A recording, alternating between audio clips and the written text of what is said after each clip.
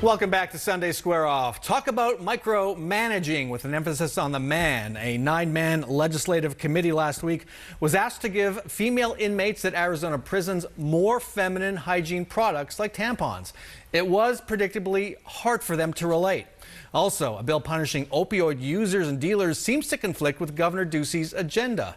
Joining us to recap the week that was at the legislature, Antonia Farzan, Capitol reporter for Phoenix New Times. Welcome to Square Off.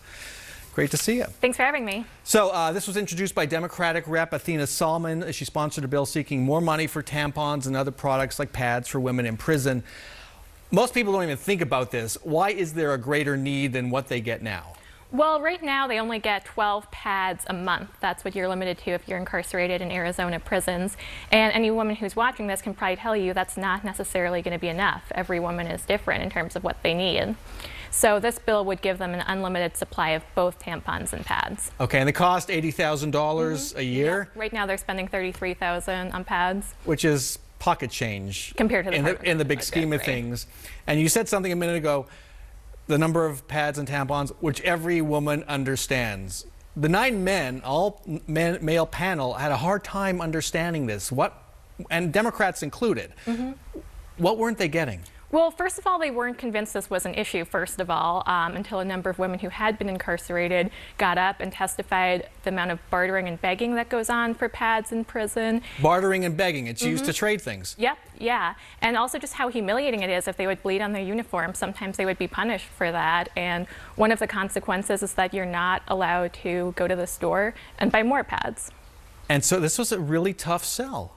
Yeah. And so it did pass by just one vote, 5-4. And what did that 5th vote, a Republican, Noel Campbell, what did he say about this when he actually voted yes? Yeah, he said it was a feel-good bill and he didn't really think it was going to solve the problem. A feel-good bill. Will this thing pass? We'll get to the governor's desk. Well, it is a Democrat-sponsored bill, so I don't have a high level of optimism. It'll be interesting to see how it does when women actually get to vote on it. I imagine there would be some support from women, and they'd be more likely to understand this problem than a committee of 9 men would. Once you get into the larger House. Okay, let's talk about this proposed mandatory 10-year minimum sentence for people convicted of making or dealing heroin or fentanyl. Now, that looks, on the face of it, appropriate. Makers, dealers should go to jail. What do supporters say about it? Right. So the supporters are prosecutors, and they're basically saying this is the same thing we did for meth in 2006, and it's just giving us a tool to go after dealers. And on the flip side, you have folks looking at the effect, who've looked at the effect of those sentences. What have they found? Right. Well, the problem is when you're going after dealers, you have a lot of users who are just selling a small amount to support their habits.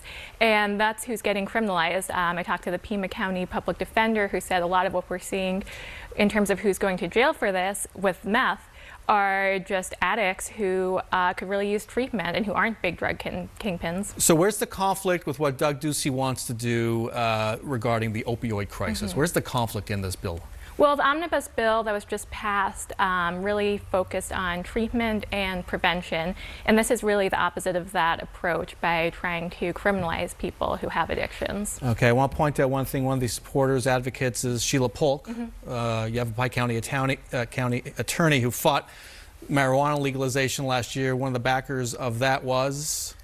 Insist, the fentanyl manufacturer that is under investigation. $500,000 from a fentanyl manufacturer. Right. So some interesting conflicts there. Okay, finally, Equal Rights Amendment has been around a long time.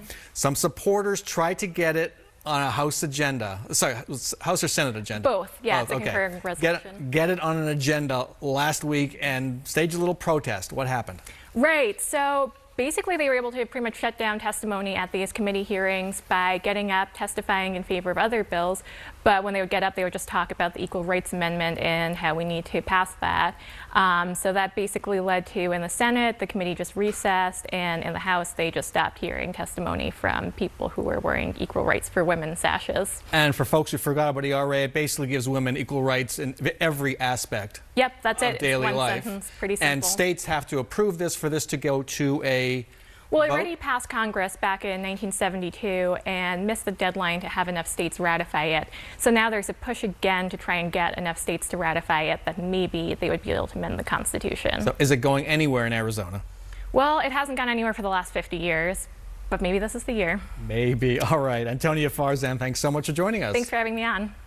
Now to our tweet of the week. You may remember on this show a few weeks ago, Governor Doug Ducey told me he was focusing on his day job and wasn't going to get involved in politics, specifically the Republican primary for the U.S. Senate. Well, we found this tweet by former Utah Congressman Jason Chaffetz with the governor at last month's fundraiser for GOP Senate candidate Martha McSally.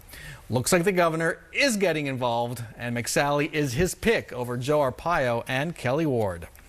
When we come back, what are Russell Pierce and his boss at the county treasurer's office doing with your money? Stay with us.